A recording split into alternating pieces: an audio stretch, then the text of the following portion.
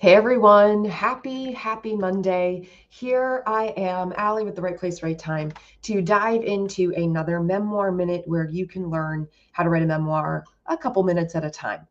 Today we're talking about character development, and this is a part of a series of Memoir Minutes that I've been doing over the last few weeks where we've talked about principles of fiction writing that actually apply to writing a memoir.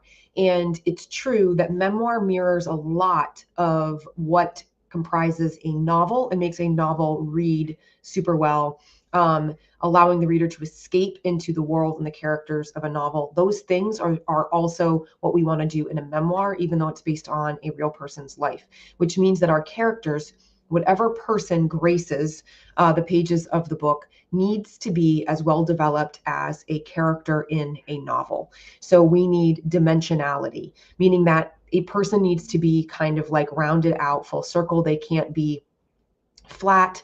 They have to be complex and nuanced and faulty and beautiful and messy, the way that real humans actually are, and what makes characters and people on the page of any book seem more believable. So when you're developing those characters for your memoir, you need to be thinking about their quirks, their habits, their preferences, what keeps them up at night. So some of that psychology of their character. You need to be thinking about how they look and how they sound when it comes to the way that they appear on the page in description or the way that they appear on the page within dialogue. Now, the one thing that you're going to be limited to with character development as a memoirist is any of their internal thoughts.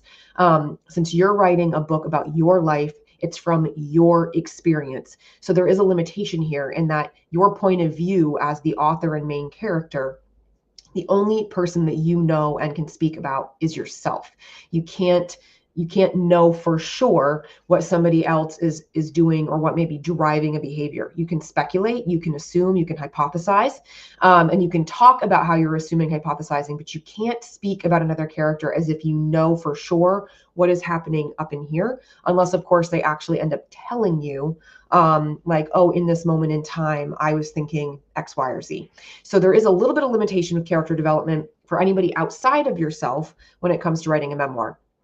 When it comes to writing yourself as a character, this is where it's going to be especially important, because what you're talking about is your lived experience and you are the main person as well as the narrator. We need you to be really alive on the page, and we need you to be as fully developed as any other person that you're writing about. In fact, more fully developed, given what I just said about limitations. So we need you to bring your whole self, the good and the bad, the ugly and the beautiful. And if you don't come out with being a little bit flawed, you're not going to be believable on the page. And it also might make your memoir seem slanted towards you being the hero all the time and everybody else just being a villain. Unfortunately, and I've said this in other memoir minutes before, you have to also have some faults and flaws, and your villains have to have some redeemable characters or character traits, or at least actions or behaviors that make them redeemable, even if it's only for a split second, because that is the true nature of people. None of us are wholly good and none of us are wholly bad, which means that those complexities and nuances of being a human and being a person have to be visible on the page for our reader in order to make sure that we become believable as the narrator and as the main character, credible as the main character and as the narrator. So you need to be thinking about those types of things as you're developing those characters. We could go on and on and on about character development when writing a memoir, but this video is already nearly 4 minutes, and I always vow to keep these as short as possible.